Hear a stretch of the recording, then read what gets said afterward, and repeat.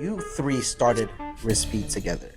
Jasmine, Christabel, Ryan started it together and are ending it together. All the decision making that you've done was together. What about that collective decision making model like helped navigate you like through sunsetting, right? Because sometimes sunsetting is often made as a one person decision or a decision not made for you, right? Someone's telling you like an outside factor, funding factor, that's telling you to sunset. But you all were like, cool, that is an information. How do we take that information together to make a decision? Christabel and Jasmine do a great job of holding me accountable.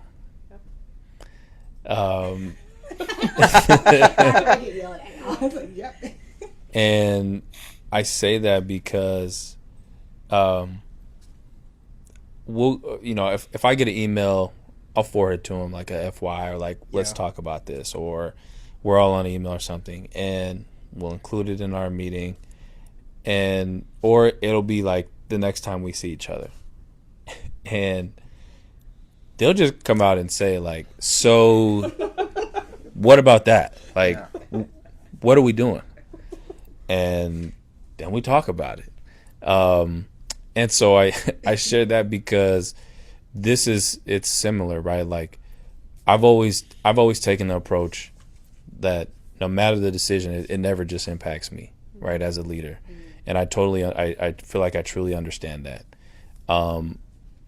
As Jasmine was just sharing, when Christabel and Jasmine joined RIZP, I was me, and then 2 months later, I was actually the most removed from the lived experience of the families. Like I was a single man, no kids, right? Like they're both parents of kids who were at these schools. Yeah. I actually have less to share.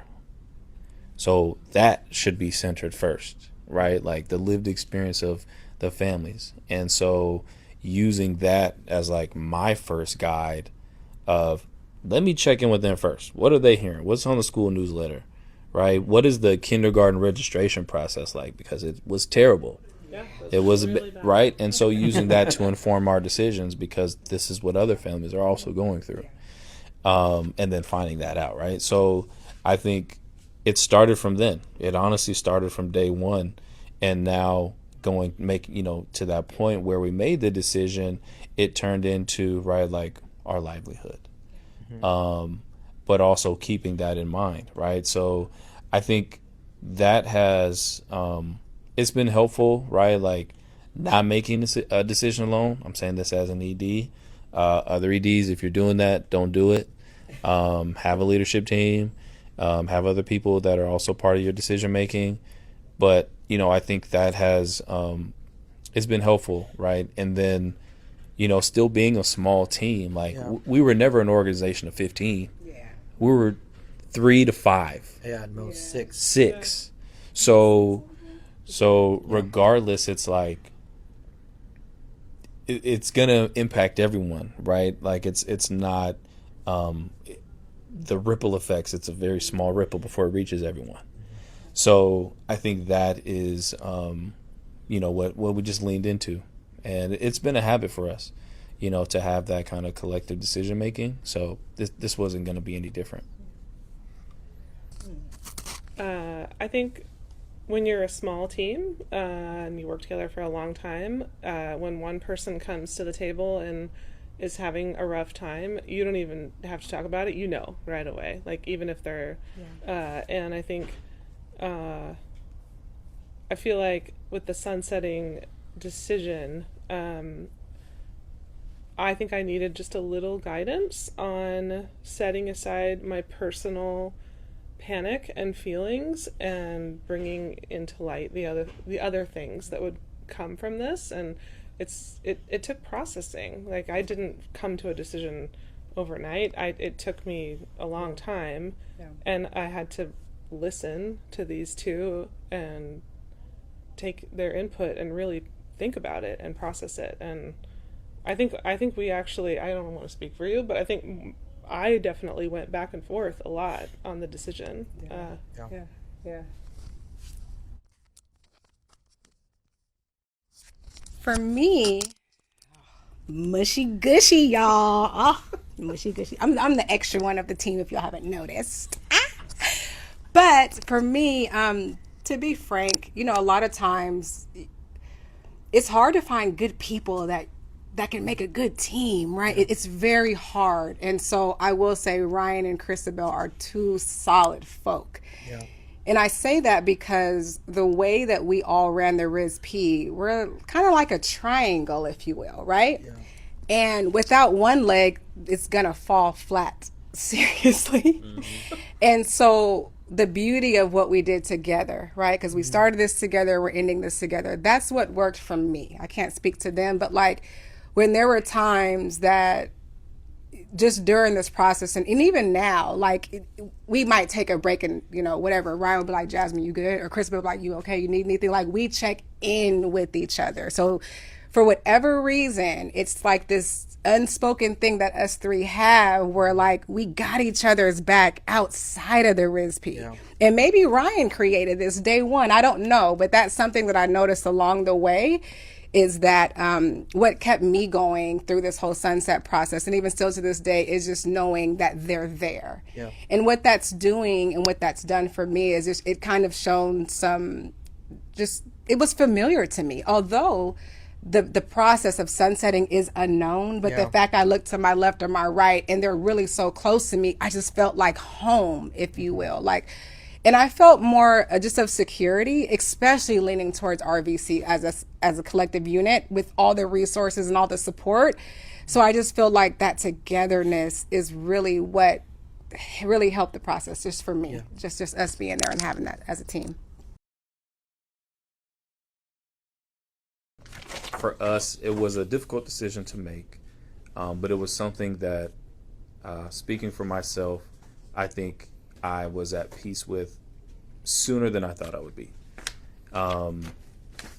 We always, as nonprofits and grassroots nonprofits, small teams, we're always looking at the financial picture in our check-ins with RVC. We're always asking, how much money do we have left? How much longer do we have? What's in the bank? And I think at this point, with that question in mind, we made a proactive decision. And I think that's one of the biggest things to highlight. It was a proactive decision and it was intentional.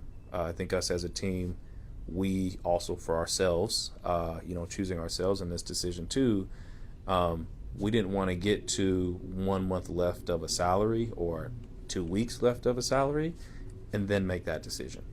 And so understanding all the other things that come with sunsetting, as it became part of the conversation, we took that moment to say, this is what we're going to do.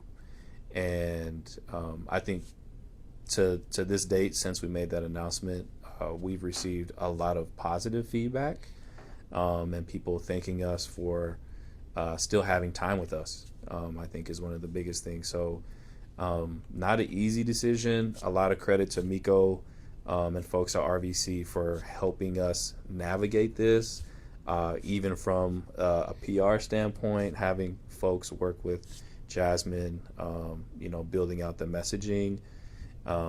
There's a lot that goes into it. I know we'll get into that, but it was not an easy decision, but I think it's something that came at peace a lot sooner. Sorry if I took a lot for everyone. I could say something.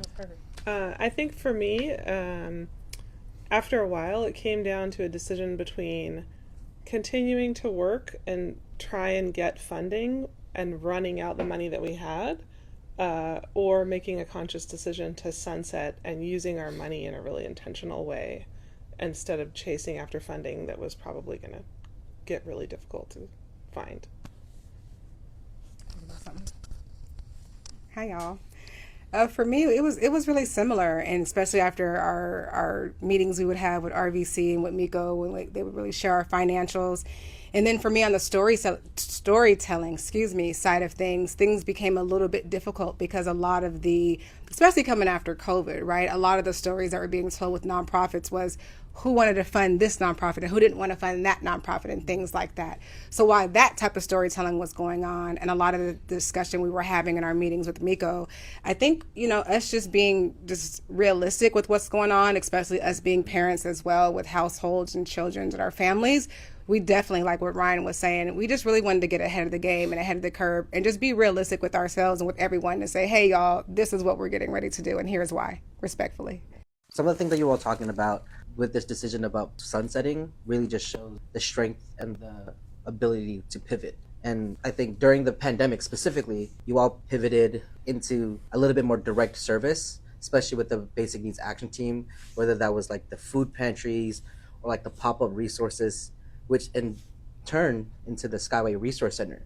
And a lot of collaboration that you all did, and collaboration and advocacy that you all did, especially with the King County Housing Authority, and the advocacy that you all did to make sure that funding came through, to make sure the building is open, and the negotiations and deals, and as well as the advocacy to have U.S. Bank donate the building to community, to the community of Skyway. Like, that building now exists.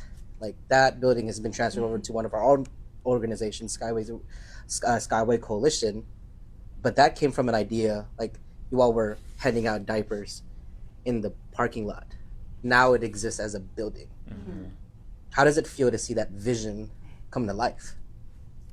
So real. It's all you. I mean, we drive by it all the time. We still live in the neighborhood, so it's like, it's surreal, as they said. It's a moment of pride for us too. I mean, we grew up in the neighborhood, still live there, kids go to the schools, to be able to have that kind of impact. And if you think about it, a relatively short amount of time when you think about it, from when we started the pop-ups to when the building opened, or any of the other major milestones, when the building was donated, to when we got all the major funding, to then having the building opened, we're talking about maybe 4 years. And so I think that's something that just doesn't happen. And to say that it happened in Skyway is, unbelievable. U.S. Bank, it was their very first building donation ever. Yeah. And they chose us. We got the building for free, right? Yeah, seriously. And I think the other piece too, the sustainability piece, we learned a lot. You mentioned pivoting, and we learned a lot when we pivoted, obviously during the pandemic, where all the things that we, led and brought online, the pantry, the pop-up resource center, the other resource events that we did, we gave out 50,000 pounds of potatoes in 2 hours. Like, I wish there was a camera. It was ridiculous. But with all of that, we had this goal in mind of sustainability. How can these things continue? So with the building being free, right, like, that reduces now the monthly payments that these grassroots organizations have to pay. So they're not in the same predicament as us, where this is affecting their bottom line, right? They can continue on longer. And so using that for us, thinking of others and doing that, I think that's also something that's going to continue on, right? And then obviously the services that, people are going to be able to get, programs that will happen. So, I mean, we still don't know yet the full impact of what that building's going to be. And there's going to be ideas that community come with and say, we want to do this here. That's great. That was the whole point. So, yeah. And those ideas can only exist because the idea of the resource centers exists. Like, that, the reason why there's more options now is because of the possibility that you all opened up. Yeah. I think everyone fights and advocates for, and everyone still needs it. Funders, listen to this, please. Unrestricted funding. Yeah. If our ability to pivot had a lot to do with that. Yeah. Exactly. Our ability to stick with this resource center process, figuring out if they're even going to donate it, and then they donate it. Okay, well, how are we getting a architect or consultant or doing all these things? We gave a lot of time to that. That was not directed towards our mission, right? Not directly. Yeah. So to be able to have unrestricted funding, to be able to continue on that journey, Yeah. right? Like we just happen to be the right people for that. Yeah. And I think that's what I truly believe, and I think I'm glad that we were, because, you know, to be able to lead the community through that process and all the people who helped in it, it's turned out to be a huge success.